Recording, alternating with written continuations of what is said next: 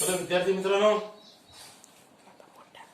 शैक्षणिक वर्ष 2020-21 मध्ये मी कॉमर्स विभागाचा प्रमुख डॉक्टर एम.डी. पुजारी आपणा सर्वांचं घाळी कॉलेज मार्फत आणि कॉमर्स विभागामार्फत स्वागत करत आहे. 2020-21 या शैक्षणिक वर्षामध्ये बीकॉम भाग 2 या वर्गासाठीचा आपला जो अकाउंटन्सीचा सिलेबस जो आहे त्या सिलेबसला आपल्याला सुरुवात करत आहे. गेल्या वर्षी आपण फायनान्शियल अकाउंटिंग शिकलेलं आहे आणि चालू वर्षी आपल्याला कॉर्पोरेट अकाउंटिंग या विषयाचा पूर्ण अभ्यास करायचा आहे. कॉर्पोरेट अकाउंटिंग म्हणजे संपूर्ण कंपनी संदर्भातील व्यवहार हे या विषयामध्ये कव्हर होणार आहे. कॉर्पोरेट अकाउंटिंग मध्ये या ठिकाणी या सेमिस्टर सिस्टीम मध्ये म्हणजे सेमिस्टर नंबर 3 यामध्ये कॉर्पोरेट अकाउंटचा एकूण सिलेबस जो आहे तो 4 युनिट मध्ये विभागलेला आहे आणि पुन्हा सेमिस्टर नंबर 4 मध्ये सुद्धा 4 युनिट मध्ये हा सिलेबस विभागलेला आहे. अशा एकूण 8 युनिट मध्ये हा विषय आपल्याला कव्हर करायचा आहे. हा जो सिलेबस जो आहे शिवाजी विद्यापीठ कोल्हापूर यांनी 2019-20 या शैक्षणिक वर्षामध्ये हा सिलेबस आणलेला आहे. या 2019-20 पासून ह्या सिलेबसला सुरुवात झालेली आहे बीकॉम भाग 2 या वर्गासाठी. एकूण जो सिलेबस जो आहे या थर्ड सेमिस्टर साठी तो सिलेबस 4 युनिट मध्ये विभागलेला आहे. याच्यामध्ये पहिलं युनिट आहे त्याला आपण युनिट नंबर 1 जे म्हणतो त्याचं नाव आहे issue and forfeiture of sales. FORFEITURE forfeiture of sales. Issue and forfeiture of sales. पुन्हा reissue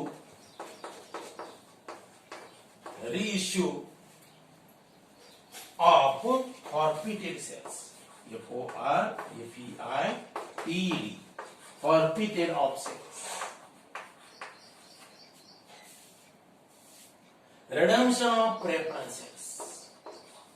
REDMPTI. Redemption of preferences. Redemption of preferences. आणि पुन्हा buyback. BUYBACK. Buyback of shares असं हे आपलं पहिलं प्रकरण आहे. कसं आहे? Issue and forfeiture of shares, reissue of forfeited shares, redemption of preferences आणि बायबॅक ऑफ सेल्स. आता issue and forfeiture of shares. आता हा जो पहिला टॉपिक जो आहे या पहिल्या टॉपिक मध्ये आपल्याला पहिल्यांदा सेल्स आणि शेअर कॅपिटल याचा अर्थ समजावून घ्यायचा आहे. म्हणून सेल्स म्हणजे काय की कंपनीला आपलं भांडवल गोळा करायचं असते. कंपनी ही अनेक मार्गाने भांडवल गोळा करत असते, तर त्यातील सर्वात महत्वाचा आणि फायदेशीर मार्ग म्हणजे भाग विक्री करून या ठिकाणी भांडवल गोळा करणं. म्हणून भागांची विक्री करणं म्हणजे इश्यू ऑफ शेअर्स याला आपण म्हणतो. मग शेअर कॅपिटल म्हणजे भाग भांडवल म्हणजे काय याचाही अर्थ आपल्याला पहिल्यांदा पाहायला पाहिजे की एकूण शेअर्स जे आहेत म्हणजे कंपनीला एकूण जे भांडवल लागणार आहे ते एकूण भांडवल अनेक युनिट मध्ये विभागलं जातं आणि प्रत्येक युनिट म्हणजे शेअर्स म्हणजे काय भाग. म्हणून प्रत्येक म्हणजे एकूण जे भाग भांडवल जे आहे ते अनेक युनिट मध्ये विभागलं जातं आणि प्रत्येक युनिटला आपण शेअर्स असं म्हणायचं आहे आणि प्रत्येक युनिटची किंमत ही समान असते. सम प्रमाणात त्याची विभागणी भाग भांडवलाची केली जाते आणि म्हणून त्याला आपण म्हणतो शेअर्स. मग शेअर कॅपिटल म्हणजे काय की म्हणजे त्याला आपण म्हणतो की आपल्या भागामध्ये सुद्धा ह्या ठिकाणी काही एखादी दूध डेअरी असेल, विकास सोसायटी असेल किंवा पतसंस्था वगैरे असतील तर त्याच्या आपले पालक ह्या ठिकाणी सभासद झालेल्या असतात. मग सभासद होण्यासाठी आपल्याला काय करायला पाहिजे की कंपनीचा त्या संस्थेचा शेअर्स खरेदी करायला पाहिजे. तसं कंपनीमध्ये सुद्धा सभासद होण्यासाठी काही लोकांनी त्याचे शेअर्स खरेदी केले पाहिजे. म्हणून जे लोक शेअर्स खरेदी करतात त्याला आपण सभासद म्हणतो किंवा भागधारक असं आपण म्हणतो. मग शेअर्स आपण का खरेदी करतो तर एक म्हणजे आपल्याला लाभांश या ठिकाणी मिळण्यासाठी आपण शेअर्स खरेदी करतो. मग लाभांश हा कशातून दिला जातो तर एक म्हणजे कंपनीला एकूण जो नफा होईल त्या नफ्यातून या ठिकाणी लाभांश या ठिकाणी सभासदांना विभागला जातो. असं म्हणून या ठिकाणी लोक या ठिकाणी शेअर्स खरेदी करतात. मग शेअर्स जे आहेत शेअर्स इथं प्रामुख्यानं दोन प्रकारात केले जातात. एक म्हणजे प्रेफरन्स शेअर्स, एक म्हणजे प्रेफरन्स शेअर्स आणि दुसरं म्हणजे इक्विटी शेअर्स. दुसरा प्रकार म्हणजे इक्विटी शेअर्स. मग प्रेफरन्स कशाच म्हणायचं की एक म्हणजे प्रेफरन्स म्हणजे याला मराठीमध्ये आपण म्हणतो आग्रह भाग. मग आग्रह भाग कशाच म्हणायचं की या भागधारकांना डिव्हिडंड देत असताना म्हणजे लाभांश वाटप करत असताना ठरलेल्या दरानं म्हणजे निश्चित दरानं यांना आपण लाभांश देत असतो. निश्चित दरानं या ठिकाणी लाभांश वाटप केलं असतं. म्हणजे कंपनीला जरी एखाद्या वेळी नफा कमी जास्त झाला तरी सुद्धा त्यांना या ठिकाणी ठरलेल्या दरानं या ठिकाणी लाभांश या ठिकाणी दिलं जातं. आणि म्हणून लाभांश देण्यामध्ये त्यांना प्रेफरन्स आहे. पहिला प्राधान्य काय की लाभांश मिळवण्यामध्ये यांना पहिल्यांदा प्रेफरन्स असतं म्हणून यांना प्रेफरन्स असं म्हणतो. म्हणजे एक म्हणजे dividend preference in dividend. The preferential holders received dividend at the fixed rate. At a fixed rate, so it is called as a preference shares. त्यानंतर अजून एका गोष्टीमध्ये त्यांना प्रेफरन्स असतं ते म्हणजे भांडवल परत मिळवण्यामध्ये त्यांना पैशाचा प्रेफरन्स दिला जातो. आता भांडवल परत मिळवण्यामध्ये म्हणजे कसं की यदा कदाचित कंपनी या ठिकाणी लिक्विडेशन मध्ये गेली तर लिक्विडेशन मध्ये कंपनी गेल्यानंतर कंपनीची देणी भागवायची असतात. मग देणी कशातून भागवायची तर एक म्हणजे कंपनीच्या एकूण ज्या मालमत्ता असतात त्या मालमत्तेची विक्री करून जो पैसा येईल त्या पैशातून कंपनीची देणी भागवायची असतात.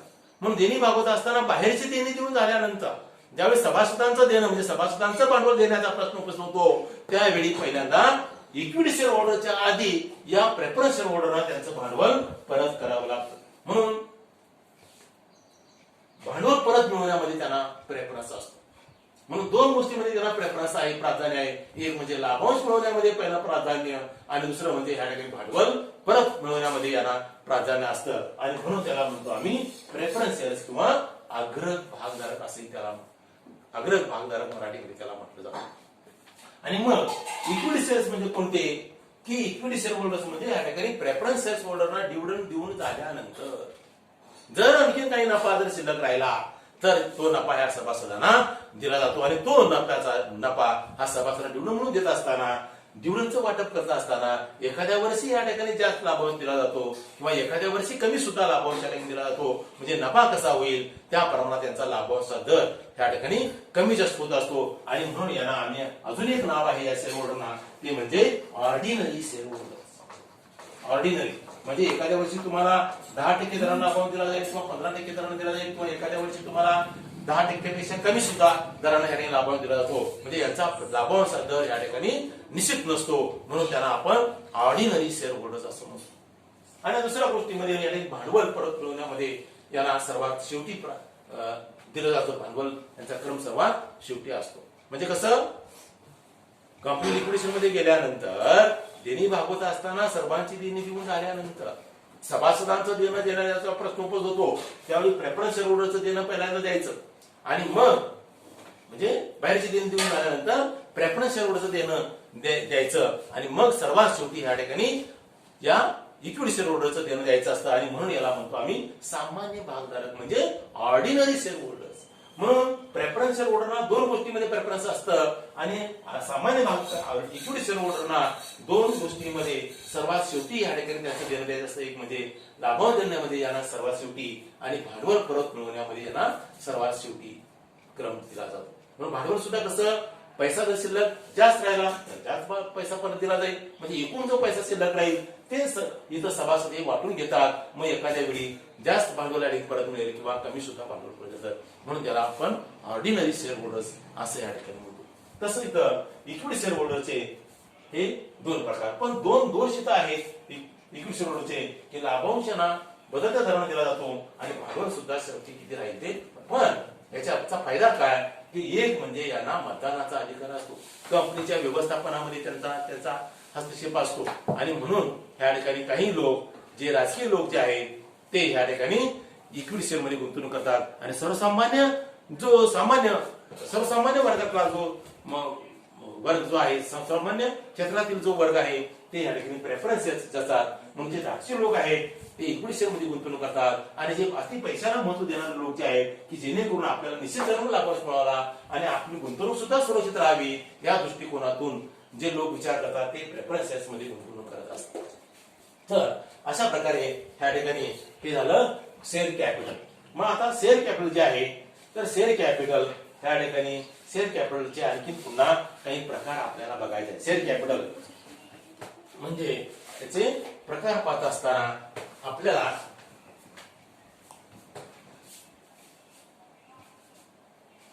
शेअर कॅपिटलचे काही प्रकार आपल्याला बघायचे आहेत. म्हणून त्याच्यामध्ये ऑथराइज्ड कॅपिटल, त्यामध्ये पहिला प्रकार जो आहे तो म्हणजे ऑथराइज्ड कॅपिटल. आता ऑथराइज्ड कॅपिटल म्हणजे काय किंवा याला या ठिकाणी म्हटलं जातं रजिस्टर्ड कॅपिटल. रजिस्टर्ड कॅपिटल किंवा नॉमिनल कॅपिटल असे याला म्हटलं जातं. Registered or nominal capital.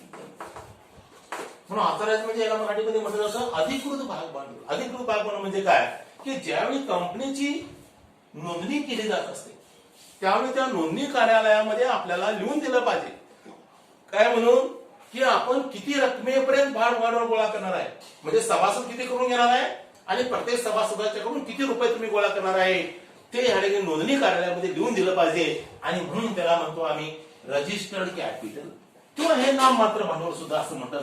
फक्त लिहून दिलं पण भांडवल गोळा केलं नाही म्हणून त्याला नॉमिनल कॅपिटल. आणि ऑथराइज म्हणजे अधिकृत म्हणजे किती रकमेपर्यंत तुम्हाला शेअर्स विकता येतात, प्रत्येक शेअरची किती रक्कम या ठिकाणी निश्चित केली जाते हे या ठिकाणी ठरवलेलं असतं. म्हणून कंपनीचे जे संस्थापक जे आहेत, संस्थापक चेअरमन असेल किंवा संस्थापक संचालक असतील तर त्यांनी कंपनीच्या भविष्याचा विचार करून या ठिकाणी भविष्यामध्ये कंपनीला किती भांडवल भांडवल लागेल याचा विचार करून या ठिकाणी ऑथराइज्ड कॅपिटलची रक्कम या ठिकाणी निश्चित केली जाते आणि शेअरची रक्कम सुद्धा निश्चित केली जाते. त्या प्रमाणात या ठिकाणी ते भांडवल गोळा. उदाहरणार्थ आणि कंपनीला एक 50,000 शेअर्स करून 50,000 सभासद करून घ्यायचे आहे, म्हणजे सभासदांची संख्या शेअरची संख्या ही 50,000 आहे आणि प्रत्येक शेअरची किंमत एक 10 रुपये असेल. म्हणून कंपनी एकूण या ठिकाणी किती शेअर भांडवल अधिकृत भाग भांडवल किती झालं की 5 लाख रुपये या ठिकाणी हे अधिकृत भाग भांडवल, म्हणजे यालाच म्हणतो आम्ही रजिस्टर्ड कॅपिटल किंवा नॉमिनल कॅपिटल. तर हे झालं ऑथराइज्ड कॅपिटल किंवा रजिस्टर्ड किंवा नॉमिनल कॅपिटल.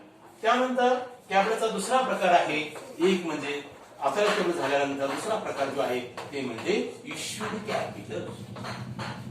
आता इश्यूड कॅपिटल म्हणजे काय की विक्रीस काढलेले भाग भांडवल, म्हणजे तुमचे 50,000 शेअर्स आहेत बरोबर आहे, तुम्ही कंपनीच्या आयुष्यामध्ये किती शेअर्स विकणार आहे 50,000 शेअर्स विकणार आहे, पण आता किती शेअर्स तुम्ही विक्रीस काढणार आहात म्हणजे कसं आपल्याला पैशाची गरज किती आहे त्या प्रमाणात आपण सभासद करून घेत असतो. म्हणून 50,000 पैकी म्हणजे इश्यूड कॅपिटल हा ऑथराइज्ड कॅपिटलचा एक भाग आहे आणि मग या 50,000 शेअर्स पैकी तुम्ही आता सध्या किती शेअर्स विक्रीस काढलेला आहात त्याला म्हणायचं इश्यूड कॅपिटल म्हणजे विक्रीस काढलेले भाग. उदाहरणार्थ समजा एक 30,000 किंवा 25,000 शेअर्स विक्रीस काढले, 30,000 शेअर्स विक्रीस काढले समजा आणि प्रत्येक शेअरची किंमत 10 रुपये असेल तर 3 लाख रुपये या ठिकाणी तुम्ही भाग भांडवल विक्रीस काढलेले आहात, याला म्हणायचं इश्यूड कॅपिटल म्हणजे विक्रीस काढलेले भाग भांडवल. त्यानंतर तिसरा प्रकार जो आहे सबस्क्राइब्ड कॅपिटल, SUBSCRIBED. सबस्क्राइब्ड कॅपिटल म्हणजे काय की तुम्ही किती शेअर्स विक्रीस काढला याला म्हणायचं इश्यूड कॅपिटल. आता याच्यापैकी किती शेअर तुमच्या बाजारामध्ये विकले गेले त्याला सबस्क्राइब कॅपिटल म्हणजे किती शेअर्स बाजारामध्ये विकलेले आहेत म्हणजे बाजारामध्ये खपलेले शेअर्स, म्हणजे भाग बाजारामध्ये सुद्धा या ठिकाणी शेअर्स आपण विक्रीस काढलो बरोबर आहे, पण किती शेअर्स विक्रीस काढलो तेवढे शेअर्स आणि बाजारामध्ये विकले जातील अशी शाश्वती नाही आहे. तर बाजारामध्ये आणि भाग बाजारामध्ये या ठिकाणी बऱ्याच प्रमाणात कॉम्पिटिशन असतं शेअर्स विक्रीसाठी. तुमच्या कंपनीला जर मोठ्या प्रमाणात नफा असेल तरच तुमचे शेअर बाजारामध्ये विकले जाऊ शकतात. पण कंपनीला तोटा होत असेल किंवा एखादी कंपनी नवीन असेल तर अशा कंपन्यांचे शेअर बाजारामध्ये विकले जाऊ शकत नाही. म्हणून सबस्क्राईब कॅपिटल म्हणजे काय, किती शेअर तुमचे बाजारामध्ये विकले गेले. उदाहरणार्थ 30,000 शेअर्स पैकी एक 25,000 शेअर्स आपण विकलो तर 25,000 शेअर्स वरती 10 रुपये प्रमाणे 2.5 लाख हे सबस्क्राईब्ड शेअर कॅपिटल त्याला आपण म्हणू शकतो. म्हणजे सबस्क्राईब कॅपिटल हे इश्यूड शेअर कॅपिटलचा एक भाग आहे. समजलं का? इश्यूड कॅपिटल काय की ऑथराइज कॅपिटलचा तो एक भाग आहे आणि सबस्क्राईब म्हणजे इश्यूड कॅपिटलचा तो भाग आहे. असं ह्या ठिकाणी हे सबस्क्राईब शेअर कॅपिटल.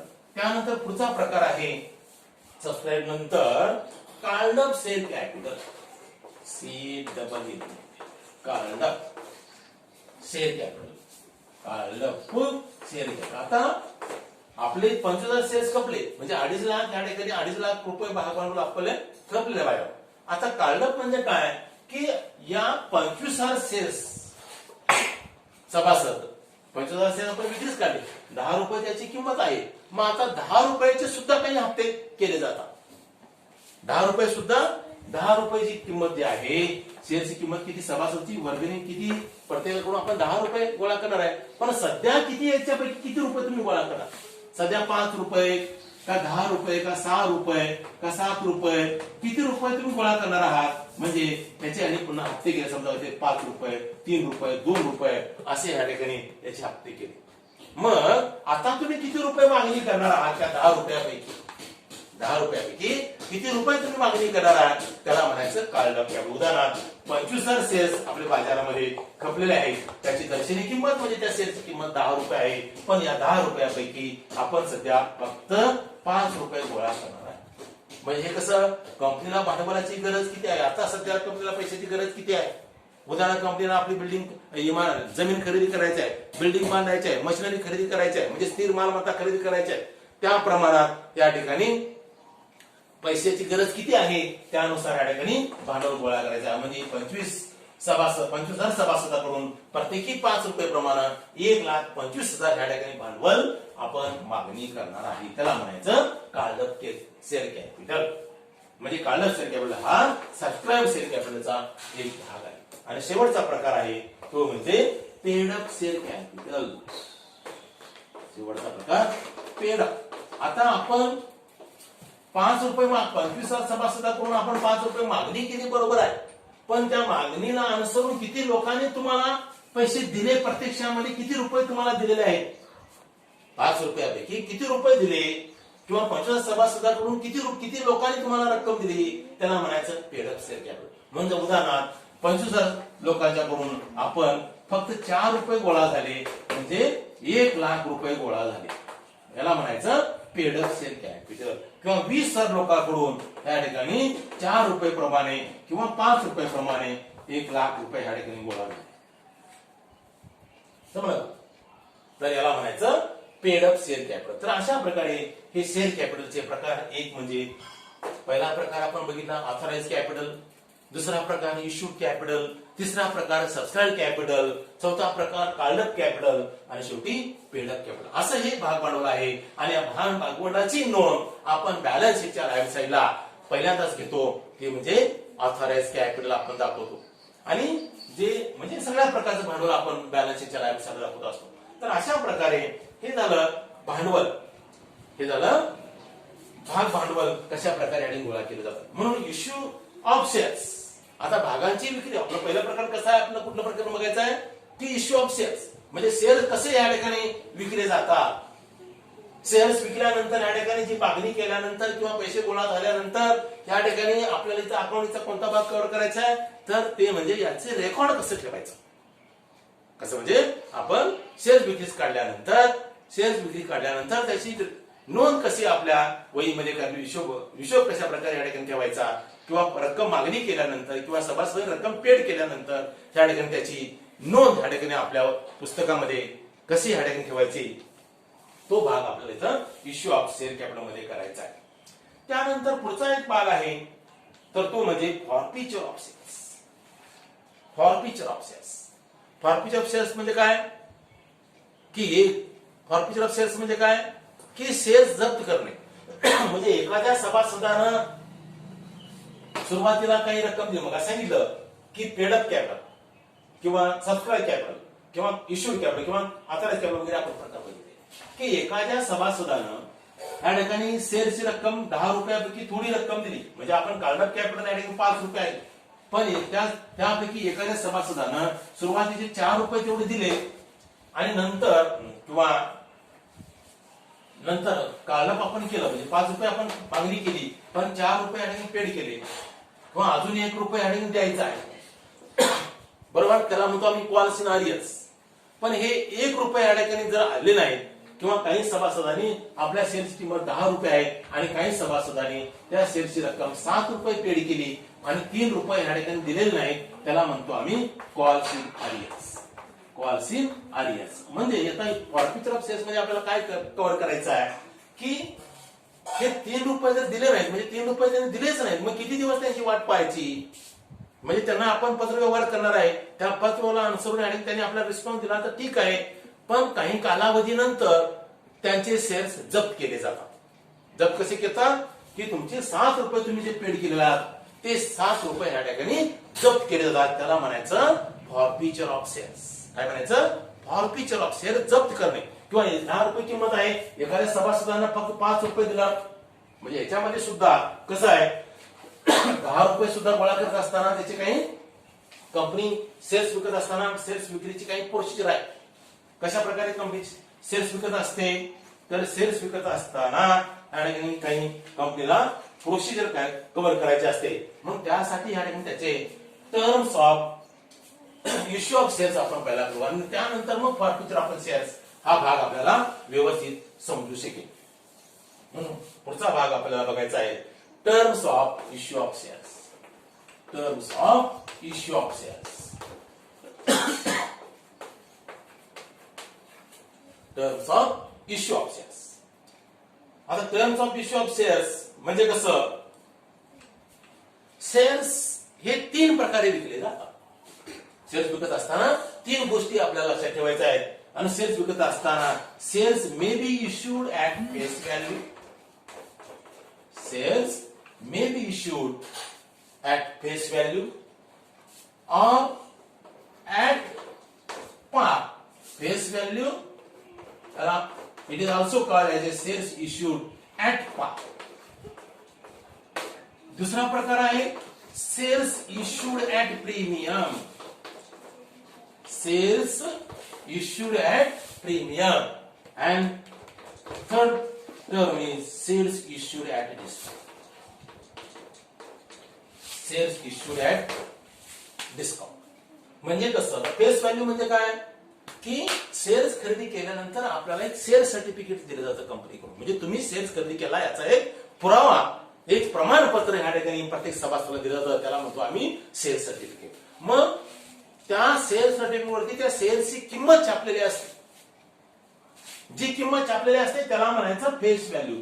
शेअर सर्टिफिकेटवरती छापलेली किंमत ती दर्शनी किंमत किंवा त्यालाच म्हणायचं ऍट पार. उदाहरणार्थ 100 रुपयाचा एक शेअर आहे, शेअरची दर्शनी किंमत किती, शेअरची किंमत किती 100 रुपये. मग ही 100 रुपयाची किंमत आहे त्याला म्हणायचं शेअर फेस व्हॅल्यू.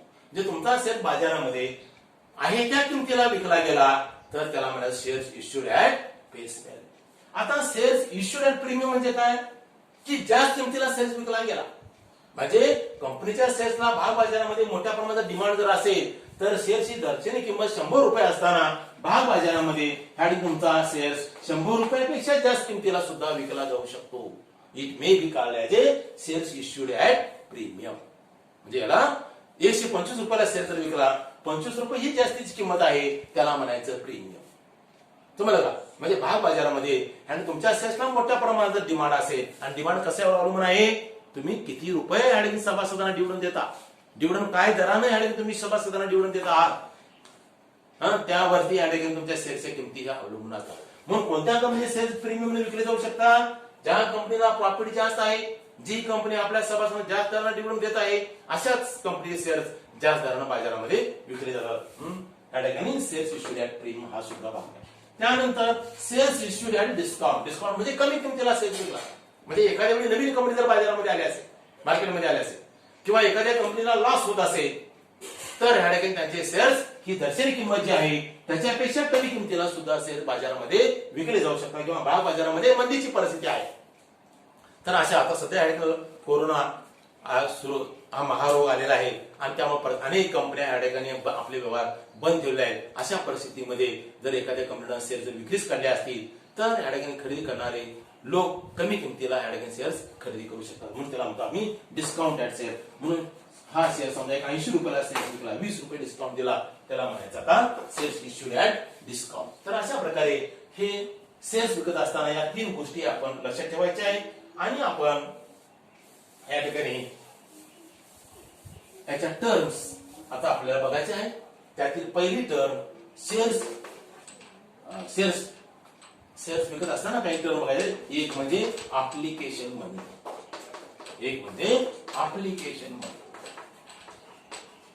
ऍप्लिकेशन मनी म्हणजे काय, की आपल्याला माहिती आहे की शेअर्स विकत असताना कंपनीला मोठ्या प्रमाणात या ठिकाणी जाहिरात करावी लागते. मग ती जाहिरातीचे अनेक मार्ग या ठिकाणी अवलंबून कंपनी या ठिकाणी आपल्या शेअर्सची मोठ्या प्रमाणात जाहिरात करत असते. म्हणजे कंपनी जनतेला या ठिकाणी आवाहन करते की आमच्याकडचे शेअर्स या ठिकाणी खरेदी करा.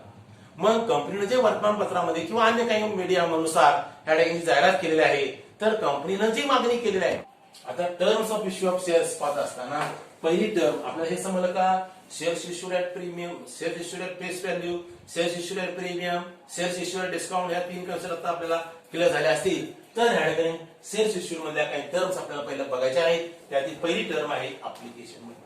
आता ऍप्लिकेशन मनी म्हणजे काय, तर कंपनी आपले शेअर्स विकत असताना मोठ्या प्रमाणात जनतेला ह्या ठिकाणी शेअर खरेदीचं आवाहन करत असतं. म्हणजे त्याची जाहिरात केली जाते, मोठ्या प्रमाणात त्याची जाहिरात केली जाते. मग जाहिरात या ठिकाणी केल्यानंतर त्या जाहिरातीला अनुसरून किंवा कंपनीनं जे आवाहन केलेलं आहे जनतेला की आपल्याकडे शेअर्स खरेदी करा म्हणून, तर त्या आव्हानाला अनुसरून सभासदांनी कंपनीकडे पहिल्यांदा आपला अर्ज ह्या ठिकाणी केला पाहिजे. म्हणजे ऍप्लिकेशन कंपनीकडे केलं पाहिजे.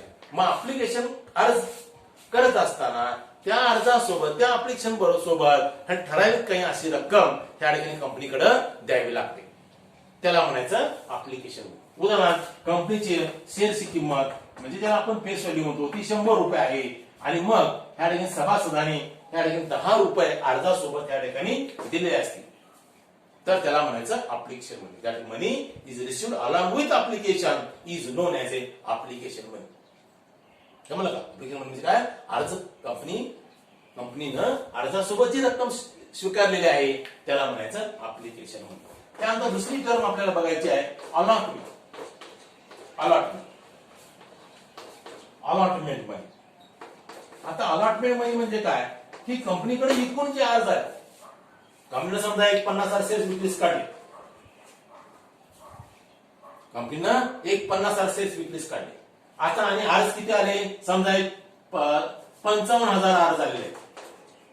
आता कंपनीने जरी 50,000 शेअर्स विक्रीस काढले आणि अर्ज किती आले, 55,000 अर्ज आले. म्हणजे आता या 55,000पैकी 50,000 अर्ज तेवढेच मंजूर करायचे, तेवढेच आपण स्वीकारायचे. मग त्यासाठी अलॉटमेंट करणे म्हणजे काय, शेअर्स ह्या ठिकाणी सभासदांचे अर्ज मंजूर करायचे आहेत. म्हणजे शेअर्स त्यांना आता देऊन टाकायचं आहे.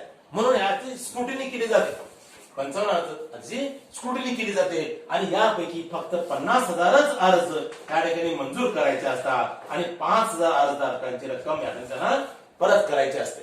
म्हणून जे 50,000 अर्जदारांना जे शेअर्स आपण देऊन टाकले, जे त्यांच्या नावावरती केले, जे अर्ज मंजूर झाले, आणि ती मंजूर कधी होता की स्क्रुटिनी झाल्यानंतर 50,000 लोकांचे अर्ज आपण स्वीकारले, तर त्यांना परत कंपनी काय करते, अशा लोकांना एक पत्र पाठवते की तुम्ही केलेला अर्ज आम्ही इथं मंजूर केलेला आहे आणि आता ह्या ठिकाणी तुमच्या नावावरती शेअर्स करण्यासाठी आणखी थोडी रक्कम कंपनीकडे तुम्ही भरली पाहिजे. समजा 50 रुपये कंपनीनं मागणी केली. आता तुमचा अर्ज मंजूर झाला, बरोबर आहे. आता तुम्हाला अंतिम या ठिकाणी तुम्हाला सभासद करून घ्यायचा आहे. तर सभासद होण्यासाठी तुम्हाला आणखीन 50 रुपये द्यायला पाहिजे असं कंपनीचं पत्र येईल आणि त्या पत्राला अनुसरून सभासदांनी 50 रुपये दिले तर त्यावेळी त्यांच्या नावावरती शेअर्स होतो. त्याला म्हणायचं अलॉटमेंट मनी. त्यानंतर शेवटची कन्सेप्ट आपल्याला बघायची आहे ती म्हणजे कॉल मनी. दुसरं काय, कॉल मनी. आता कंपनी प्रत्येक सभासदाकडून 50 रुपये गोळा केले, म्हणजे 5 लोकांकडून 50 रुपये प्रमाणे ह्या रक्कम गोळा केली, त्याला म्हणायचं अलॉटमेंट मनी. आता कॉल मनी म्हणजे काय की 100 रुपयापैकी इथं आपली किती रक्कम गोळा झाली, 60 रुपये रक्कम गोळा झाली, 60 रुपये ही गोळा झाली. आता बाकीचे जे 40 रुपये गोळा करायचे ते कंपनी भविष्यामध्ये ह्या ठिकाणी त्याला पुन्हा कॉल करते. भविष्यामध्ये आणखीन 40 रुपये कंपनी मागणी करणार आहे. मग कॉलचे सुद्धा ह्या ठिकाणी फर्स्ट कॉल किंवा सेकंड कॉल किंवा फायनल कॉल किंवा थर्ड कॉल असं ह्या ठिकाणी कंपनी पुन्हा मागणी करत असते. म्हणजे या 40 रुपयाचे पुन्हा ह्या ठिकाणी हप्ते केले जातात. 40 रुपये म्हणजे इथं एक 10 रुपये, सेकंड कॉल एक 10 रुपये आणि इकडे शेवटचा कॉल एक 20 रुपये, अशा प्रमाणे हे 40 रुपये गोळा करतात. म्हणजे त्याच्याने पुन्हा कॉल, त्याला आपण म्हणतो कॉल मनी. तर अशा प्रकारे या टर्म्स कळलं, ऍप्लिकेशन मनी, अलॉटमेंट मनी आणि कॉल मनी, अशा 3 कन्सेप्ट आपल्याला इथं क्लिअर झाल्या पाहिजेत. म्हणून उदाहरण देऊन आपण बघितलं, समजा अलॉटमेंट मनी इथं ऍप्लिकेशन बरोबर आहे 10 रुपये आलेले आहेत, अलॉटमेंट एक 50 रुपये आलेले आहेत आणि एकूण 60 रुपये आले आणि 60 रुपयापैकी राहिलेली बाकीची जी रक्कम आहे 100 रुपयापैकी ती या ठिकाणी असं first call, second call, final call वगैरे असे कॉल करून जी रक्कम गोळा केली त्याला म्हणायचं आहे कॉल मनी. तर अशा प्रकारे मित्रांनो असा हा आपला इश्यू ऑफ शेअर्स मधला हा भाग या ठिकाणी आपण कव्हर करणार.